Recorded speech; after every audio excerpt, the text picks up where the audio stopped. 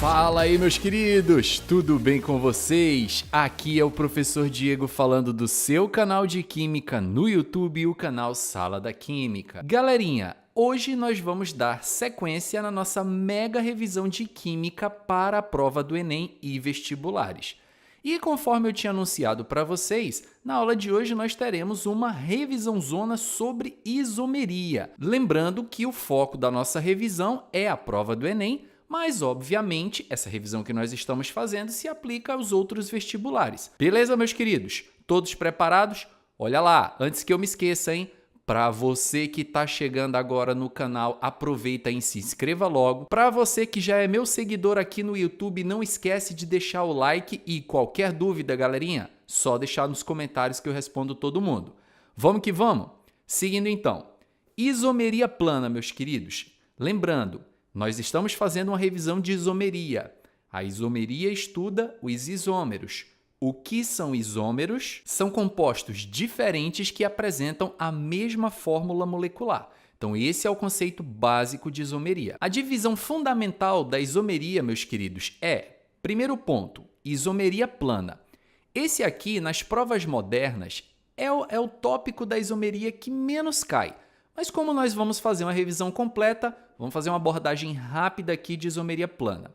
A isomeria plana ela é também chamada de isomeria constitucional. Lembrando que na isomeria constitucional, os isômeros diferem na conectividade dos átomos.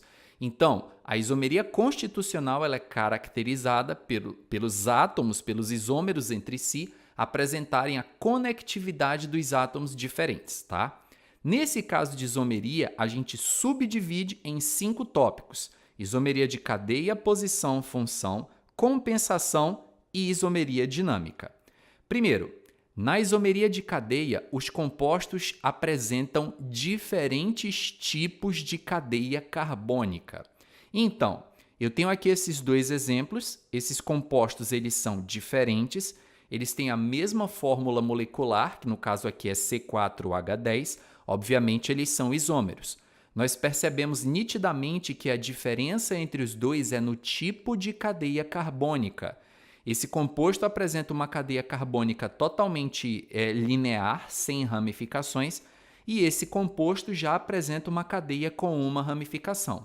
Como a diferença entre os dois compostos é no tipo de cadeia carbônica, nós temos um caso de isomeria de cadeia. A isomeria de posição, meus queridos, a diferença entre os compostos vai se dar na posição de um grupo funcional, insaturação ou ramificação. Se um desses 3 grupos eu notar que entre dois compostos a diferença é na posição deles, eu tenho um caso aqui de isomeria de posição. Dei um exemplo aqui para vocês pegarem legal e relembrarem um conceito.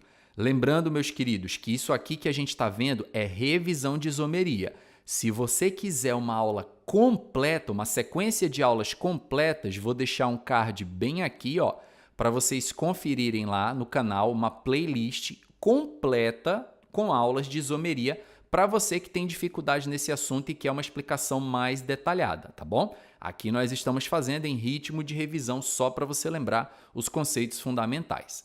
Então, retornando aqui, ó, isomeria de posição, meus queridos, vocês estão vendo aqui que a diferença entre esses dois compostos é basicamente na posição de um grupo funcional. No caso aqui, ó, o OH que caracteriza os álcoois. Vocês estão vendo que nesse primeiro composto aqui, a hidroxila está conectada a esse primeiro carbono aqui, e no caso, nesse segundo composto aqui, nós temos a hidroxila conectada no segundo carbono. Como a diferença entre os dois compostos é na posição de um grupo funcional, eu tenho um caso de isomeria de posição. Lembrando que para ser isomeria de posição, a diferença poderia ser na posição também de uma insaturação ou de uma ramificação. Tranquilidade, meus queridos? Show de bola? Vamos seguindo? Nosso próximo caso de isomeria, meus queridos, isomeria de função. Basicamente, para você ter esse caso, esse tipo de isomeria, os compostos eles precisam ter funções orgânicas diferentes. Exemplo, vocês estão vendo aqui na primeira situação que eu tenho um álcool de fórmula C2H6O E logo aqui embaixo eu tenho um composto que é diferente do primeiro, no entanto tem a mesma fórmula molecular. Obviamente eles são isômeros entre si, só que esse segundo carinha aqui, ó, é um éter. Álcool e éter pertencem a funções orgânicas diferentes. Quando a diferença entre os compostos for na função orgânica a que eles pertencem, você tem um caso de isomeria de função. Quarto caso, meus queridos, ele é chamado isomeria de compensação ou metameria.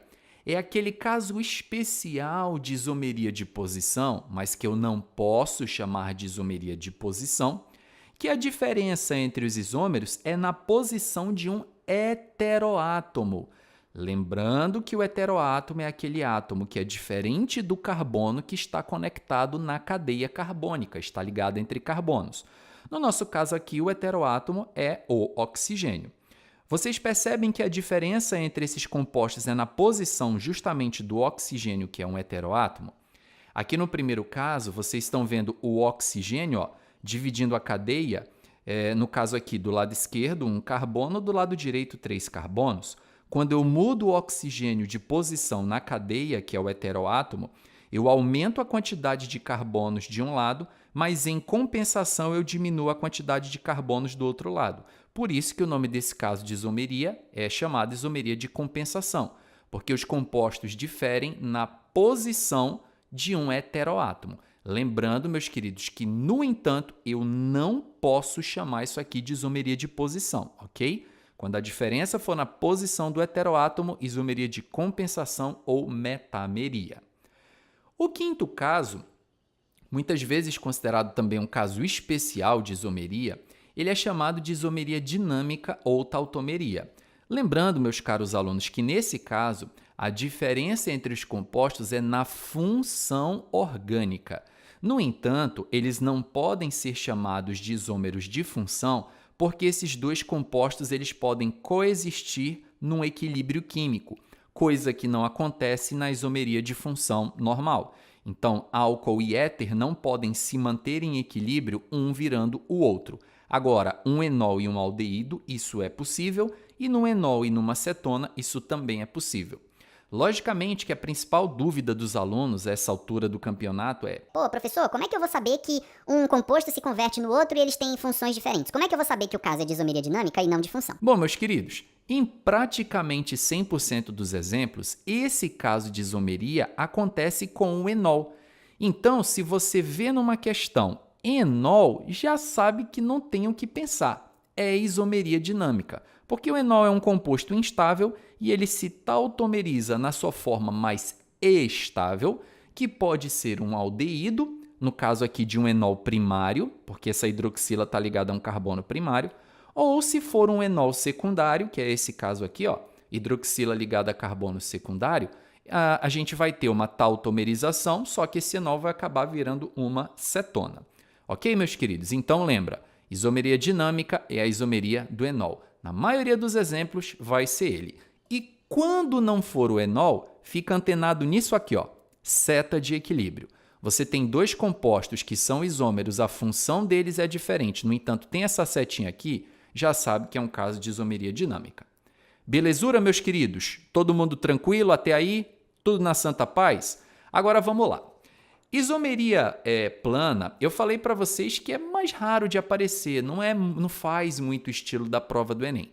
Agora, a isomeria que mais cai na prova do Enem, não tenha dúvida, é a isomeria espacial, também chamada de estereoisomeria. A estereoisomeria, meus queridos, ela é subdividida em dois grandes casos, que é a isomeria geométrica ou cis-trans, que a gente vai ver agora, e a isomeria óptica, que a gente vai ver na sequência. A isomeria geométrica ela é caracterizada em compostos que apresentam insaturação ou estruturas cíclicas. Lembrando que a isomeria cis-trans ela acontece por causa da barreira rotacional que existe na ligação dupla. E os detalhes disso aqui, tá, meus queridos, tem na playlist lá do canal. A gente está fazendo revisão, mas se você quiser entender todos os pequenos detalhes, vai lá e assiste a aula completa e depois volta aqui para a revisão, tá? A isomeria geométrica ou cis-trans, se o composto apresentar ligação dupla, ela só vai existir se essa condição aqui for satisfeita, ou seja, o ligante daqui, que é o R1, tem que ser diferente do ligante abaixo, que é o R2, e também o ligante aqui à direita superior, que é o R3, tem que ser diferente do ligante aqui inferior à direita, o R4. A mesma condição vale para uma estrutura cíclica, tá, meus queridos? Nesse exemplo, vocês viram que eu coloquei o ciclo butano, mas essa regra ela vale para qualquer ciclo, tá? Pode ser o ciclo propano, o ciclo pentano, hexano e por aí vai, tá bom? O R1 tem que ser diferente do R2 e o R3 tem que ser diferente do R4. Aqui logo abaixo eu coloquei um exemplo de dois caras que são isômeros geométricos, tá? Nesse caso, percebam, ó, o R1 diferente do R2 e aqui o R3 diferente do R4, ok? Bom, mesma coisa esse cara aqui, ó, R1 diferente de R2, R3 diferente de R4. Nesse nosso primeiro amiguinho aqui, galera, que é o 2-buteno, vocês estão vendo que os hidrogênios, que são os ligantes de menor número atômico, eles estão do mesmo lado do plano da ligação dupla. Quando você olha para um isômero e vê os dois hidrogênios do mesmo lado, esse isômero é o isômero cis. Lembrem-se que o prefixo cis ele significa junto, tá? Então, como os dois hidrogênios aqui eles estão, entre aspas, juntos, ou seja, do mesmo lado do plano da dupla, esse amiguinho aqui é o cis-2-buteno. Da mesma forma, existe do lado de cá aqui, meus queridos, os dois ligantes de menor número atômico estão em lados opostos, que são os hidrogênios no caso. Como eles estão em lados opostos, esse isômero é chamado isômero trans. Lembrando que esse prefixo trans significa além, afastado. Então, os hidrogênios estão em lados opostos ao plano imaginário aqui da ligação dupla. Nós temos aqui o trans-2-buteno. Cis e trans, meus queridos, são chamados de diastereoisômeros. Professor, o que é esse negócio de diastereoisômeros? Diastereoisômeros, meus queridos, são isômeros que não são imagem especular um do outro. Essa é a definição. Não são imagem especular um do outro. Então, os isômeros cis e trans, eles não são imagem especular um do outro, ok? Por isso, eles são considerados diastereoisômeros. Lembrando que eles não podem ser isômeros constitucionais, lembra lá do primeiro papel? Porque eu falei para vocês que os isômeros constitucionais eles apresentam conectividade diferente entre os átomos. Conectividade diferente. Observem, por exemplo, aqui ó, que o oxigênio, a conectividade dele é entre dois carbonos. Aqui o oxigênio, a conectividade dele é entre um hidrogênio e um carbono. Conectividade diferente, isômero constitucional. Mesma conectividade, mas eles não são imagem especular um do outro, nós temos aqui um caso de diastereoisômeros, ok?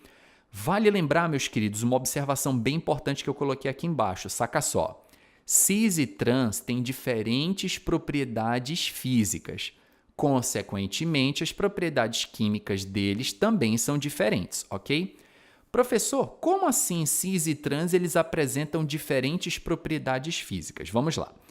Para ilustrar isso para vocês, eu coloquei aqui dois casos para a gente comparar. Acompanha comigo aqui a linha de raciocínio, tá? Vamos lá.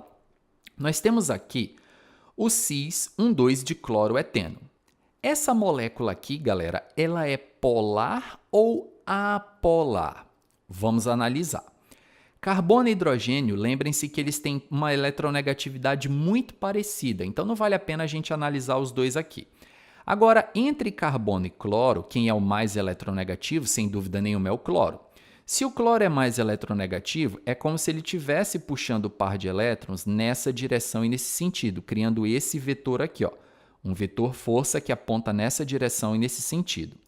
Carbono e hidrogênio, praticamente a mesma eletronegatividade, só que entre carbono e cloro, o cloro é mais eletronegativo, puxa o par de elétrons para baixo.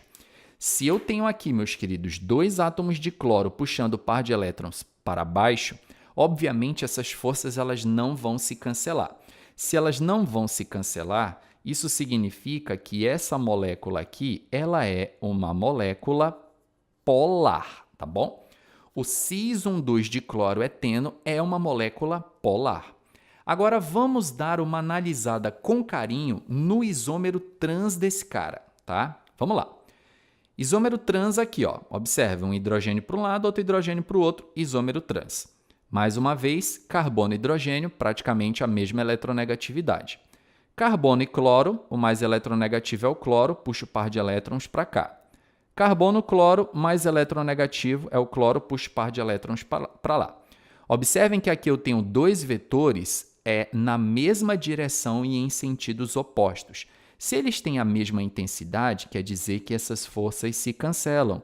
Se essas forças se cancelam, isso significa que essa molécula ela é apolar. Espera aí, meus queridos. Se o isômero cis é polar e o isômero trans é apolar, neste caso aqui, eu posso dizer que esses caras eles têm densidades diferentes, eles têm pontos de fusão diferentes, eles têm pontos de ebulição diferentes e eles têm diferentes solubilidades em água ou em qualquer outro solvente. Portanto, os isômeros cis e trans têm diferentes propriedades físicas porque, de um modo geral, a polaridade entre eles também é diferente, ok? Um outro detalhe importante, meus queridos, da gente lembrar de isomeria cis-trans são esses casos aqui bem específicos e bem especiais. Aqui vocês estão vendo uma molécula que, pelas características que eu mencionei no começo da aula, ela tem isomeria cis-trans, porque o R1 é diferente do R2 e o R3 é diferente do R4. No entanto, você não tem os ligantes iguais de um lado e do outro para a gente comparar se esse cara é cis ou trans, como, por exemplo, nos exemplos anteriores que nós tínhamos como base de comparação o hidrogênio. Para esses casos, meus queridos, a gente usa a regra EZ, que é a regra do número atômico. A regra EZ ela funciona basicamente assim, ó. O número atômico do iodo, meus queridos, vale 53, o número atômico do bromo, 35. Cloro, 17, flúor, 9. Você vai pegar, de um lado esquerdo aqui, qual é o ligante que tem maior número atômico. Entre iodo e bromo, o iodo ganha. O iodo tem maior número atômico. Do lado direito, entre cloro e flúor, quem tem maior número atômico é o cloro, 17. Vocês estão percebendo que os dois ligantes de maior número atômico, eles estão do mesmo lado do plano imaginário da ligação dupla? É como se esse cara fosse um isômero cis. Só que nesses casos, o termo cis ele fica um pouco duvidoso porque nós não temos ligantes iguais do mesmo lado. A gente pode substituir o termo cis pela letra Z, que faz exatamente o mesmo efeito. Então, nesse caso aqui dessa questão, galera, esse nosso amiguinho aqui, ele é o isômero Z. É como se fosse um cis, exatamente, é basicamente a mesma coisa, só que muitos vestibulares preferem usar o prefixo Z em substituição ao cis. Lembrando que, pela mesma lógica, ou faz o mesmo efeito, a gente substitui em algumas ocasiões o prefixo trans pela letra E. Lembrando que trans e E significam a mesma coisa. Diquinha aqui para lembrar, tá, meus queridos? Cis, lembra que cis significa junto, né? Do mesmo lado. Então, cis significa junto, junto, ó, juntinho, ó. Você tá juntinho aqui de mim nessa aula, sacou? Cis, junto, junto, lembra o Z, ó. Cis, junto, junto. E o trans com E, lembra? Transe, opa, opa, opa. Pois é, eu sei que isso aí você não vai esquecer. Junta trans com E, dá transe. O cis é o juntinho, junto lembra o Z. Sacou aí, meus queridos? Bacana um macetezinho para você lembrar aí de sistema EZ? Segura a tua onda aí, meu aluno, e vamos que vamos. Agora a parada é o seguinte, coloquei aqui um exercício para a gente fazer o test drive e ver se vocês já entenderam como é que a gente classifica aqui a paradinha em cis e trans, tá? Eu tenho aqui uma molécula chamada de fulvinol. Essa molécula ela tem várias ligações duplas e o que eu quero é que a gente classifique cada dupla em cis ou trans, tá? Que é normalmente assim que o vestibular vai te perguntar. Deixa eu dar um zoom aqui nessa molécula para ficar bem bacana aqui de vocês analisarem aqui comigo como é que funciona esse negócio, tá bom? Todo mundo enxergando aí bonitinho? Então vamos que vamos. Seguinte, dá uma olhada nessa primeira dupla aqui. Pô, professor, eu não consigo ver, ela tá meia torta. Justamente, ó, a gente sabe que aqui na ponta tem um carbono, aqui na outra ponta não aparece, tem um carbono, aqui é a dupla entre eles, né? Aqui para cima tem um outro carbono, aqui para baixo tem um outro carbono. Fica subentendido que aqui para baixo tem um hidrogênio, só que não está aparecendo, e fica subentendido que aqui para cima, ó, tem outro hidrogênio, mas não está aparecendo, tá bom? Vocês conseguem enxergar o detalhezinho aqui desse exercício, ó? É como se eu tivesse um hidrogênio para baixo do plano da dupla e outro hidrogênio para cima. É como se eles estivessem em lados opostos. Então, essa dupla aqui, ela é uma dupla do tipo trans, tá bom? Poxa, professor, mas eu vou precisar de tudo isso para identificar uma dupla trans lá na hora da prova? Não, meu querido aluno. Raciocina comigo, ó. Toda vez que a ligação dupla ela seguir o caminho da cadeia aqui, o caminho da fórmula de linha de ligação, ó, sobe, desce, sobe, desce, sobe, desce, essa dupla ela é uma dupla trans. É igualzinho aqui embaixo, ó. Vou repetir a linha de raciocínio para você entender melhor. Aqui, ó, tem um carbono, uma dupla com outro carbono. Confere? Aí mais aqui para baixo não aparece, tem um carbono, está seguindo a cadeia carbônica. Aqui tem outro carbono. Tem um hidrogênio aqui para baixo que está omisso e tem um hidrogênio aqui para cima que também está omisso, olha. Sacou? Dupla trans. Então, facinho eu identifiquei. Agora, dá uma olhada nessa duplinha aqui, ó. Ela não segue o sobe e desce da cadeia carbônica. Ela veio aqui, ó, subiu, ficou em cima e desceu. Quando isso acontece, você vai raciocinar assim, ó. Aqui tem carbono, tem um carbono para baixo, tem outro carbono para baixo. Não aparece o hidrogênio porque está para cima, não aparece outro hidrogênio porque está para cima também, ok? Aqui ficou melhor agora de enxergar, não é? Se os dois hidrogênios estão para cima aqui, meus queridos, isso significa que essa ligação dupla ela é uma dupla do tipo cis, ó. Confere? Cis. Tá aí, meu querido aluno. Enxergou como é que é a paradinha? Vamos lá ver se você tem a capacidade agora de me dizer essa duplinha aqui, ó. Essa dupla aqui, meu querido, cis ou trans? Logicamente que é uma dupla do tipo cis, não é? Vocês estão vendo aqui, ó, carbono, carbono. Bem aqui para baixo tem outro carbono, para cá tem outro carbono. Aqui para cima não aparece nada, tem hidrogênio. Aqui para cima não aparece nada, tem hidrogênio, ó. Estão percebendo aí o detalhe? Que bonitinho? Logicamente, meus queridos, que se os dois hidrogênios estão pro mesmo lado da cadeia carbônica, aqui nós temos mais uma vez uma duplinha do tipo cis, ok? Pela mesma lógica, essa dupla aqui, ó, igual essa, confere aí, meus queridos, dupla também do tipo cis, ó. Vamos fazer aqui, só para deixar bem claro. Carbono, carbono, desceu aqui, ó, desceu, hidrogênio está para cima, hidrogênio está para cima. Os dois hidrogênios do mesmo lado, logicamente que a gente tem uma dupla do tipo cis também, ok? Então, essa duplinha aqui, ela é uma duplinha cis. Agora, meus queridos, um exemplo aqui que eu queria passar para vocês, que é clássico em vestibulares, são essas duas moléculas aqui. Essa molécula ela é chamada de retinol, tá, galera? Ou melhor, perdão, retinal, porque é um aldeído. Essa molécula ela é uma das responsáveis pelo funcionamento da nossa visão. Isso é clássico em simulados ou questões que têm relação com a prova ou um estilo de prova do Enem. A diferença entre esses dois compostos aqui, galera, é na isomeria. Uma dessas moléculas é o cis-retinal e quando ela recebe a luz ultravioleta, ela se transforma no transretinal. Vamos entender aqui qual que é a diferença básica entre os dois? Vocês já perceberam qual é a dupla que está diferenciando uma molécula da outra? Eu já percebi.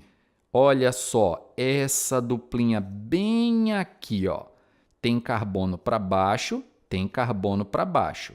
Não aparece hidrogênio, tá para cima. Os dois hidrogênios aqui do mesmo lado, a gente tem uma dupla do tipo cis. Agora, percebam essa mesma ligação dupla nesse nosso amiguinho aqui, tá? Vou até contar o carbono aqui para você não se perder qual que é, ó. A partir daqui, vamos contar a partir daqui, ó. 1, 2, 3, 4, 5, 6. Então, vem para cá. 1, 2, 3, 4, 5, 6, ó. Seria essa dupla aqui, ó. Vocês estão vendo que essa dupla tem um carbono para baixo, outro carbono aqui para cima? Se isso está acontecendo, é porque muito provavelmente tem um hidrogênio para cima e o outro hidrogênio que não aparece está para baixo. Se um hidrogênio está para cima e outro para baixo, você já sabe que esse aqui é o isômero trans. Então, esse nosso amiguinho aqui é o cis-retinal e esse outro nosso amiguinho aqui é o transretinal. Duas moléculas que são isômeros geométricos. Tranquilidade, meus queridos? Vamos seguindo para o nosso próximo tópico. Deixa eu voltar aqui o nosso foco bonitinho para vocês continuarem acompanhando. Na boa! Galerinha, continuando a estereoisomeria, agora eu quero falar para vocês aqui de isomeria óptica. Lembrando, a isomeria óptica ela ocorre em moléculas assimétricas também chamadas de moléculas quirais. Professor, o que é uma molécula assimétrica? Uma molécula assimétrica, meu querido aluno, é aquela que a sua imagem especular é diferente dela mesma, da molécula original. Então, quando uma molécula ela é diferente da imagem dela no espelho, ela é uma molécula assimétrica ou quiral. Todas as moléculas que são assimétricas ou quirais, elas são opticamente ativas. Lembrando que o jeito mais fácil da gente identificar isso num composto é a gente procurar o carbono quiral. O carbono quiral é aquele famoso carbono com 4 ligantes diferentes. Então, quando você tem um carbono tetraédrico, galera, para ser quiral tem que ser carbono tetraédrico, hein?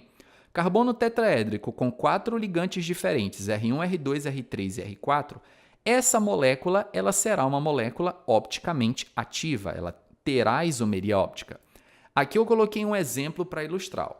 Eu tenho esse carbono aqui, que ele é um carbono quiral. Observem que ele tem 4 ligantes diferentes aqui entre si, tudo bem? Hidrogênio, cloro, flúor e iodo. Aí o que eu fiz aqui, galerinha? Ó, eu fiz um espelho, tá? Fiz aqui, desenhei uma projeção de um espelho e coloquei a imagem especular dessa molécula aqui, tá? Bom, se essas duas moléculas elas têm carbono quiral, uma é a imagem especular da outra e elas não são idênticas, essas moléculas elas são chamadas de enantiômeros. Professor, o que são enantiômeros? Anote aí, meu querido. Enantiômeros são moléculas que são imagem especular uma da outra que não se superpõem, ou seja, elas não são idênticas, ok? Galerinha, lembrem-se que as moléculas que são opticamente ativas, elas têm a capacidade de desviar a luz polarizada, seja para a esquerda ou para a direita. Moléculas que desviam a luz polarizada para a esquerda são chamadas de levógeras e moléculas que desviam a luz polarizada para a direita são chamadas de destrógeras. Só é possível a gente descobrir se uma molécula é destrógera ou levógera colocando ela num polarímetro. Vamos supor que eu tenha colocado essa molécula no polarímetro e ela desviou a luz polarizada para a esquerda. Moléculas que desviam a luz polarizada para a esquerda são levógeras, lembra do L, left em inglês, levógera. E quando a luz ela desvia para a esquerda é sentido de giro anti-horário. Essa molécula pode ser designada também pelo sinal negativo. A sua imagem especular, se a molécula é levógera, a imagem especular dela obrigatoriamente será destrógera. Lembrando que direita é um sentido de giro horário, sentido horário pode ser representado por um sinal positivo, ok? Meus queridos, outro lembrete importante. Os enantiômeros, que são as moléculas que são imagem especular uma da outra e não se superpõem, eles têm as mesmas propriedades físicas, ou seja, ponto de fusão é igual, porque as forças intermoleculares são as mesmas. Ponto de fusão é igual, ponto de ebulição é igual, densidade é igual, solubilidade é igual. A única propriedade física que diferencia dois enantiômeros é no sentido do desvio da luz polarizada. Enquanto um enantiômero vai desviar a luz polarizada para a esquerda, o outro irá desviar para a direita. Essa é a única diferença física entre dois enantiômeros. Algumas propriedades biológicas são diferentes, tá? Como os enantiômeros eles apresentam uma sequência de ligantes diferentes, eles têm diferentes formas de interagir com o organismo. Um exemplo disso é a talidomida. Eu vou já detalhar mais para frente esses pequenos detalhes aqui que eu estou mostrando para vocês. A talidomida ela foi um medicamento muito usado há alguns anos atrás para combater náuseas em mulheres grávidas. E ela era administrada na forma de uma mistura dos dois enantiômeros. Só que os caras não sabiam que um dos isômeros da talidomida ele realmente combatia náuseas em mulheres grávidas, só que o outro, no entanto, ele acabava causando má formação fetal. O isômero destrógero da talidomida era o que combatia as náuseas, que era a propriedade que se queria dele. No entanto, o levógero ele causava má formação fetal. E aí, anos mais tarde, os cientistas descobriram que realmente os dois enantiômeros da talidomida eles tinham propriedades biológicas totalmente diferentes, tá? Que eu vou já detalhar mais para frente. Outro conceito que eu quero que você lembre é o conceito de mistura racêmica. Mistura racêmica é uma mistura em igual quantidade de dois enantiômeros. É uma mistura equimolar. Vale ressaltar que as misturas racêmicas são opticamente inativas, porque como elas contêm 50% de cada enantiômero, um cancela a atividade óptica de outro, ok? Galera, como a nossa revisão, o foco dela é Enem, uma das coisas que o Enem mais cobra em isomeria são essas aplicações biológicas da isomeria, a isomeria óptica no caso. Aqui eu mostrei para vocês dois exemplos bem interessantes para vocês entenderem melhor como é que funciona isso, tá? Vou dar o zoom aqui para ficar melhor da galera visualizar. Nesse primeiro caso aqui, meus queridos, o que a gente tem é uma ilustração básica de uma reação enzimática. Vocês estão acostumados lá na biologia a estudarem as reações enzimáticas, não é? Aqui nesse caso, deixa eu ver se está dando para enxergar legal, show de bola aqui. Nesse primeiro caso aqui, o que vocês têm? Ó? Uma enzima e o substrato. Vocês lembram daquele modelo chave-fechadura, não é? Que a biologia usa para explicar várias reações enzimáticas. Observem que esse encaixe aqui, galera, ele é certinho, ele é perfeito. E quando esse encaixe é perfeito, ocorre a formação do complexo enzima-substrato, ocorre a reação enzimática, depois a enzima libera os produtos finais da reação. Mas sabe de onde vem isso aqui, galera? Vem disso aqui, olha só que legal. Vocês estão vendo aqui que é uma situação bem simples para vocês entenderem como é que funciona. Ó. Imagina que eu tenho aqui no meu organismo uma sequência de receptores que seja quadrado, triângulo e bolinha, tá? Se eu pego um dos enantiômeros, uma molécula que seja um determinado composto opticamente ativo, percebam que a sequência quadradinho, triângulo e bolinha, elas encaixam perfeitamente. Agora, reparem um detalhe. Essas duas moléculas aqui que eu coloquei, elas são imagem especular uma da outra. Conseguem observar? Ó? Esse traço que eu coloquei aqui está funcionando como espelho. Observem aqui, ó, que é exatamente como se fosse imagem especular. Só que quando eu coloco esse mesmo receptor aqui, ó, a imagem especular não encaixa todas as partes. Então, a gente consegue perceber com um exemplo simples que os enantiômeros, eles são, espacialmente falando, diferentes. E como as coisas no nosso organismo elas acontecem de maneira espacialmente organizada, alguns deles podem causar problemas para o nosso organismo. Por isso que muitos medicamentos que a gente ingere, eles são específicos, enantiomericamente específicos. Muito interessante isso aí, não é, meus queridos? Agora, para a gente finalizar aqui a nossa revisãozinha, deixa eu voltar aqui de novo, o nosso foco. Para a gente finalizar aqui a nossa revisão, galera, eu queria recordar com vocês como é que a gente acha carbono quiral em estrutura cíclica, tá? Coloquei alguns exemplos aqui para a gente começar a viajar, tá? Vamos lá, deixa eu fechar aqui para ficar mais fácil. Primeiramente, meus queridos, é o seguinte, nessa primeira estrutura aqui, tá? Vamos lá. Nessa primeira estrutura, eu tenho um hexano, né? Uma molécula aqui com 6 carbonos. Nenhum desses compostos, nenhum desses carbonos é quiral. Pelo simples motivo de que aqui eu só tenho um grupo CH2, ó. Tudo aqui é CH2, CH2, CH2, CH2, CH2, CH2. Lembrando que para o carbono ser um carbono quiral, ele precisa ter os 4 ligantes diferentes, tudo bem? Não é o nosso caso aqui. Agora vamos lá. Você olha para essa segunda estrutura aqui e pensa, Pô, professor, eu acho que esse carbono aqui ele é quiral. só que olha só, carbono de ciclo, quando é que ele vai ser quiral? Primeiro, os dois ligantes externos têm que ser diferentes, obviamente. Então, vocês já estão vendo que hidrogênio e cloro são diferentes entre si. Só que a sequência de ligantes no sentido horário e anti-horário, ela tem que ser diferente. Quando eu fizer a leitura para vocês aqui da sequência de ligantes no sentido horário, observem só. CH2, CH2, CH2, CH2 e CH2. Quando a gente volta no sentido anti-horário, CH2, CH2, CH2, CH2, CH2, é exatamente a mesma sequência. Como a sequência de ligantes no sentido horário e anti-horário é a mesma, esse carbono aqui, galera, ele não é um carbono quiral. Agora, para vocês entenderem melhor, dá uma olhada nessa estrutura aqui, ó. Esse carbono aqui, galera, esse que eu circulei, ele é um carbono quiral. Por que ele é um carbono quiral? Ele tem 2 ligantes aqui diferentes, ó, hidrogênio e cloro. E olhem a sequência de ligantes no sentido horário e anti-horário como não é a mesma. Ó. Se eu caminhar aqui no sentido horário, O, CH2, CH2, CH2, CH2. Sentido anti-horário, CH2, CH2, CH2, CH2O. Perceberam que é diferente a sequência? Então, esse carbono ele é um carbono quiral. Só para ver se a galera entendeu, dá uma olhada nesse exemplo aqui antes da gente pegar os dois finais. Ó. Esse carbono aqui, galerinha, ele é um carbono quiral? O que vocês acham aqui? Ó? Não. Porque apesar dele ter os dois ligantes aqui diferentes, a sequência no sentido horário e anti-horário é a mesma porque esse oxigênio está bem no meio. Ó. CH2, CH2O, CH2, CH2, sentido anti-horário, CH2, CH2O, CH2, CH2.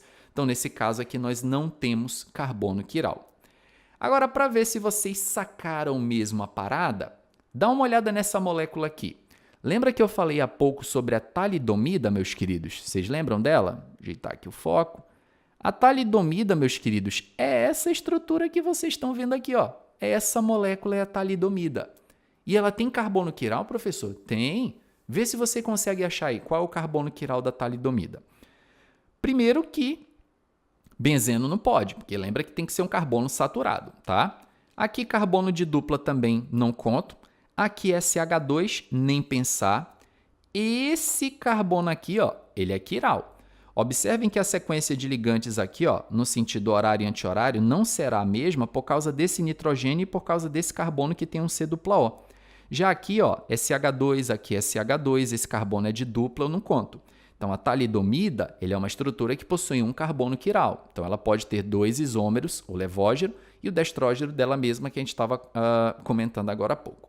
E para finalizar a nossa aula, meus queridos, essa estrutura grandona aqui, ó, tem carbono quiral?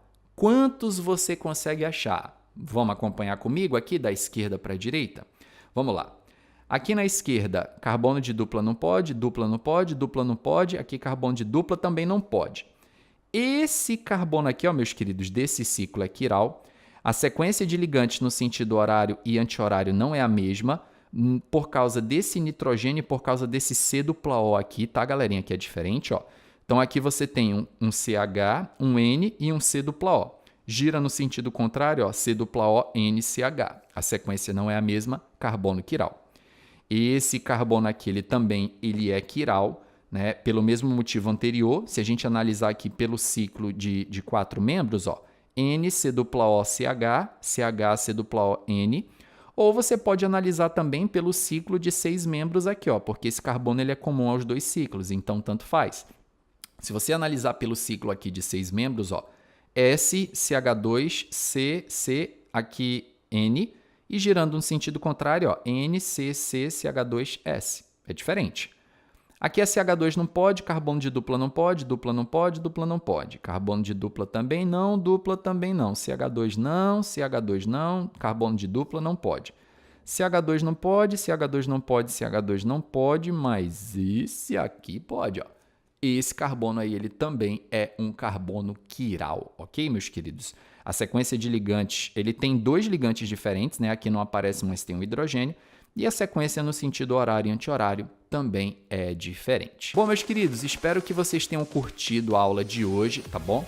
Estou fazendo essas aulas aqui de revisão, galera, aqui no papel, para ficar bem claro e bem nítido, e ficar uma revisão mais dinâmica também para vocês, tá? Não esqueçam, galera, de me ajudar no crescimento desse trabalho. Compartilhem os vídeos com todos os alunos, aí seus amigos que vão fazer ENEM, vestibular, que está no ensino médio, tem dificuldade, compartilha com a galera. Vamos fazer esse canal crescer.